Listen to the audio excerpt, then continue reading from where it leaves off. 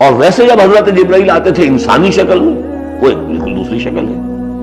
وہ تو یہ کہ حضرت داہیہ کلبی جو ہے رضی اللہ تعالیٰ عنہ، وہ بہت حسین صحابہ میں سے بہت صحیح حسین انسان تھے. ان کی شکل میں بالعموم ان کی صورت میں حضرت جبرائیل آتے تھے، لیکن وہ وحی نہیں شمار ہوتی. ہم نے ام السنہ وہ حدیث جس میں جبرائیل آئے اور حضور نے فرمایا جبریل تھے جو تمہیں تمہارا دین سکھانے آئے تھے، لیکن وہ قرآن میں نہیں ہے. ام السنہ ہے، قرآن نہیں ہے. البتہ یہ کہ حضرت جبرائیل کو ان کی اصل ملک کی شکل میں حضور نے اپنی ان آنکھوں سے 2 مرتبہ دیکھا ہے. ایک مرتبہ بالکل آغاز میں، جبکہ حضرت جبرائیل جو ہیں ایسے ظاہر ہوئے، حضور اتر رہے تھے غار حرا سے، جبل نور سے، تو آپ کو آواز آئی یا محمد. یہ پہلی وحی کے بعد جو فترت ہوئی ہے، کچھ عرصے کے لیے وحی رکی رہی، اس وقت واقعہ پیش آیا. آپ نے سامنے دیکھا، پیچھے دیکھا، کوئی نہیں، نظر کوئی نہیں آیا.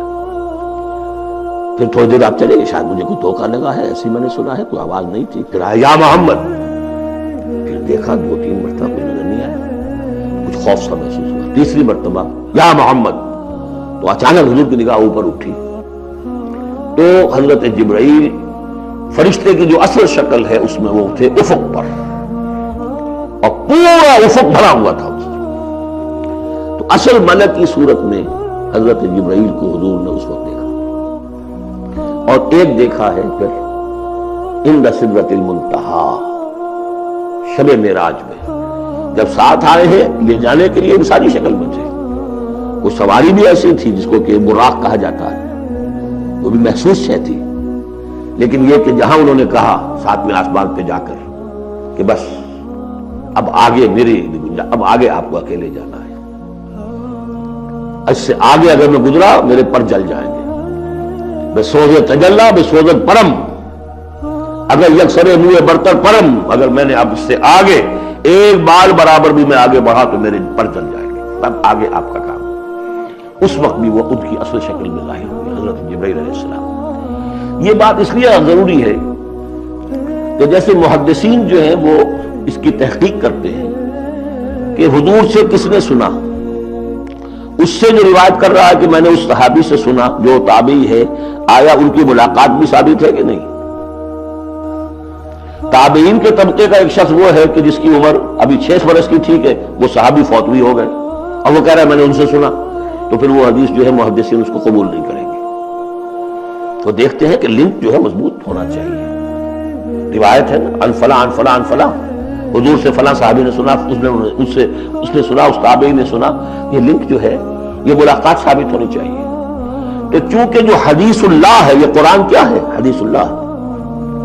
یہ حدیث ہے احسن الحدیث، اللہ الذی انزل احسن الحدیث کتابا متشابہا مثانیہ، یہ ہم پڑھ چکے ہیں سورہ زمر میں. اس حدیث کا یہ حدیث اللہ، اللہ سے کس نے سنا؟ جبرائیل نے. جبرائیل سے کس نے سنا؟ محمد نے. تو ان کی ملاقات ثابت ہے. اصل ملکی شکل میں حضرت جبرائیل کا دیکھا جانا اس اعتبار سے بہت اہم ہے، اس لنک کو اسٹیبلش کرنے کے لیے اس کو یہاں پہ بیان کیا جا رہا ہے. ما ضل صاحبکم وما غوا، تمہارے یہ ساتھی ہیں لوگوں، یہ محمد نہ بہکے ہیں اور نہ بے راہ ہوئے ہیں، نہ بھٹکے ہیں.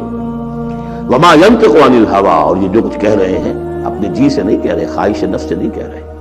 ان هو الا وحی یوحی، نہیں ہے یہ مگر وحی جو ان کی طرف کی جا رہی ہے. علمہ شدید القوی، انہیں تعلیم دی ہے، سکھایا ہے اس نے جو بہت طاقت والا ہے. یہاں حضرت جبرائیل ہے جو مراد ہے.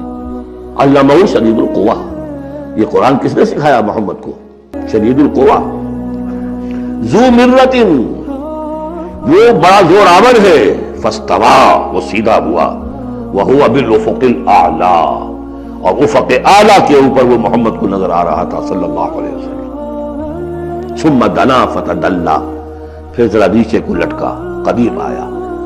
فکان قاب قوسین او ادنی، اور پھر وہ اتنے قریب آ گیا کہ جیسے 2 کمانوں کا فاصلہ ہو یا اس سے بھی قریب. فاوحی الی عبدہ ما اوحی، پھر اس نے وحی کی اللہ کے بندے کی طرف جو وحی کی. وہ وحی کون سی تھی؟ وہ ہے اصل میں وحی رسالت. وحی نبوت جو تھی وہ تو شروع میں آ چکی، اس کے بعد یہ فترت ہو گئی تھی، کچھ وقفہ پڑ گیا تھا. شروع میں وحی جس سے کہ حضور کی نبوت کا ظہور ہوا ہے وہ تو ہے اقرا بسم ربک الذی خلق خلق الانسان من علق اقرا وربک الاکرم الذی علم بالقلم علم الانسان ما لم یعلم. لیکن اب یہ سورہ مدثر کی آیات اس وقت نازل ہوئی، یا ایھا المدثر، جب حضور گھر آ گئے اور پھر آپ نے اپنی اہلیہ سے کہا، خوف زدہ تھے، جو بھی منظر دیکھا تھا، ملک کی شکل، فرشتے کی شکل، اب وہ تو حضور ہی نے دیکھا جو دیکھا، ہم تو نہیں سمجھ سکتے کہ آپ نے کیا دیکھا. لیکن یہ کہ اس کے بعد آپ آئے، آپ نے کہا مجھے کمبل اڑا دو، لحاف اڑا دو، لحاف اوڑھ کر آپ لیٹ گئے، تو پھر وہ وہی یا ایھا المدثر قم فانذر وربک فکبر، اے لحاف میں لپٹ کر لیٹنے والے کھڑے ہو جاؤ اور خبردار کرنا شروع کر دو. اور تمہاری اس دعوت کا نقطۂ آغاز تو انذار ہے، اور اس کا ہدف دنیا میں تکبیر رب ہے. رب کو بڑا کرو، اس کی بڑائی منواؤ، اس کی بڑائی نافذ کرو. اس کا نقشہ کھینچا گیا ہے. علمہ شدید القوی ذو مرۃ فاستوی وهو بالافق الاعلی ثم دنا فتدلی فکان قاب قوسین او ادنی فاوحی الی عبدہ ما اوحی ما کذب الفؤاد ما رأى. جو کچھ انہوں نے دیکھا ان کے دل و دماغ نے اسے جھٹلایا نہیں. یہ نہیں کہا کہ نہیں یہ کیا ہے. دیکھیے ایسا ہوتا ہے کہ کوئی غیر معمولی سی بات آپ دیکھیں تو ایک شخص ہو جاتا ہے میں خواب دیکھ رہا ہوں یا حقیقت دیکھ رہا ہوں. آنچی نہیں بیرے بیداریس تو یارم یا بے خواب. اے اللہ جو میں دیکھ رہا ہوں یا ہم دیکھ رہے ہیں یہ بیداری میں دیکھ رہے ہیں، یہ خواب میں دیکھ رہے ہیں، وہ غیر متوقع چیز. لیکن نبی کو کوئی شک نہیں ہوا.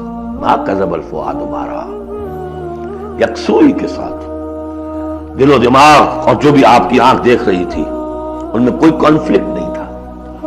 ما کذب الفؤاد ما رأى فتمارونہ علی ما یری، تو کیا تم اس سے جھگڑتے ہو اس چیز پر کہ جسے وہ دیکھ رہا ہے. اقبال نے کہا نا کہ قلندر ہرچے گوید دی نہ گوید. جو شخص اپنا دیکھی ہوئی چیز بیان کر رہا ہے تم اس سے جھگڑ رہے ہو. تمہارے لیے تو وہ ایک غیب کی خبر ہے، اس نے تو دیکھا ہے. افتمارونہ علی ما یری وَلَقَدْ رَآهُ نَزْلَةً أُخْرَىٰ، اس نے تو ایک مرتبہ اور بھی دیکھا. کہاں دیکھا؟ عند سدرۃ المنتہیٰ، شب معراج میں سدرۃ المنتہیٰ. کوئی بیری کا درخت ہے، وہ کیسی بیری ہے؟ ساتویں آسمان کی بیری. وہ آخری حد ہے، مخلوق کوئی اس سے آگے نہیں جا سکتے. اس سدرۃ المنتہیٰ، منتہا نہایت، حد، جہاں کی حد ہو گئی، وہاں تک حضور پہنچے ہیں سدرۃ المنتہیٰ تک. اندہا جنت الماوا، اور سب سے اونچی جو جنت ہوگی جنت الماوا، وہ اس کے قریب ہی ہے، وہ بھی ساتویں آسمان پر ہے. یہ تو درجہ بدرجہ ترقی ہوتی جائے گی نا. پہلی ضیافت جو ہے، پہلی نزول جو ہے وہ تو اسی زمین پر ہو جائے گی. پھر جو ترقی ہوگی اپنے اپنے مدارج، اپنے اپنے مراتب، اپنے اپنے مقامات، اپنے اپنے ایمان کی گہرائی، اپنے اپنے اعمال صالحہ، اپنا اپنا انفاق مال و جان، اس کے حوالے سے درجے ہوں گے. اندہا جنت الماوا اذ یغشی السدرۃ ما یغشی، جبکہ ڈھانپے ہوئے تھا اس بیری کو جو ڈھانپے ہوئے تھا. تمہیں کیا بتائیں کیا ڈھانپے ہوئے تھا، تم نہیں سمجھ سکتے. دیکھیے کس طریقے سے اذ یغشی السدرۃ، کوئی انوار الہیہ کا کوئی ایسا نزول ہے وہاں جو زبان سے ادا نہیں ہو سکتا. کوئی الفاظ نہیں ہے کہ جو ان کی تعبیر کر سکے. اس پر انوار الہیہ کا کوئی نزول ہے. اذ یغشی السدرۃ ما یغشی، جبکہ چھایا ہوا تھا اس بیری کے اوپر جو چھایا ہوا تھا، جبکہ ڈھانپا ہوا تھا اس بیری کو جس میں ڈھانکا ہوا تھا. ما زاغ البصر وما طغی، نبی کی آنکھ اس وقت نہ کج ہوئی نہ حد سے بڑھی. یہ دو انتہائیں ہوتی ہیں. ایک تو یہ کہ آپ کسی انٹینس لائٹ کو فیس نہ کر سکے تو نگاہ ہٹائیں گے، آپ یہ جھپک لیں گے، فیس نہیں کر سکتے اگر آپ میں ہمت نہیں، استعداد نہیں ہے. نبی کا ظرف اتنا تھا کہ ان انوار الہیہ کا براہ راست مشاہدہ کیا ہے، اور نگاہ آپ کو ادھر ادھر کرنے کی ضرورت پیش نہیں آئی. لیکن طغا ایک حد ادب بھی ہوتا ہے جس سے آگے انسان کو نہیں جانا چاہیے. نگاہ جو ہے اس نے بے ادبی کی روش بھی اختیار نہ کی. علامہ اقبال نے، واقعہ یہ کہ اس آیت کو میں نے سمجھا علامہ اقبال کے ایک شعر سے، اور اکثر و بیشتر لوگ نہیں سمجھ سکے اس آیت کو. ذوق و شوق کے نام سے جو ان کی نظم ہے بال جبریل میں، وہ میرے نزدیک ان کے شاعرانہ جو ان کی استعداد ہے اس میں بلند ترین نظم ہے. جہاں تک پیغام ان کا جو ہے امت مسلمہ کے لیے، اس کے لیے ابلیس کی مجلس سے شورا، وہ کلائمیکس سے، اور وہ ہے بھی ان کے آخری زمانے کی نظر میں، سن 36 میں انہوں نے کہی ہے۔ اس کے بعد تو بیماری اتنے رہے، بہت کم اشعار کہے، لیکن اس میں ذوق و شوق میں ایک شعر ہے: عین وصال میں مجھے حوصلہ نظر نہ تھا، عین وصال میں مجھے حوصلہ نظر نہ تھا، گرچہ بہانہ جو رہی میری نگاہ بے ادب، میری نگاہ بے ادب بہانہ تلاش کرتی رہی کہ میں مشاہدہ براہ راست کروں، حالانکہ عین وصال ہے اس وقت، لیکن یہ کہ میرے اندر حوصلہ نہ تھا کہ میں حسن کا براہ راست مشاہدہ کر سکوں۔ عین وصال میں مجھے حوصلہ نظر نہ تھا، گرچہ بہانہ جو رہی میری نگاہ بے ادب۔ یہاں ان دونوں چیزوں کے برعکس بات ہے جو اقبال اپنے بارے میں کہہ رہا ہے۔ میں تو بے ادب بھی ہوں، اور میں تو چاہتا تھا کسی طریقے سے حد ادب سے تجاوز کر کے دیکھوں، لیکن میرے اندر تو حوصلہ نہیں تھا۔ محمد میں وہ حوصلہ تھا، دیکھا ہے، براہ راست دیکھا ہے، نگاہ جما کر دیکھا ہے، لیکن ایک حد سے تجاوز نہیں کیا، حد ادب کے اندر رہے۔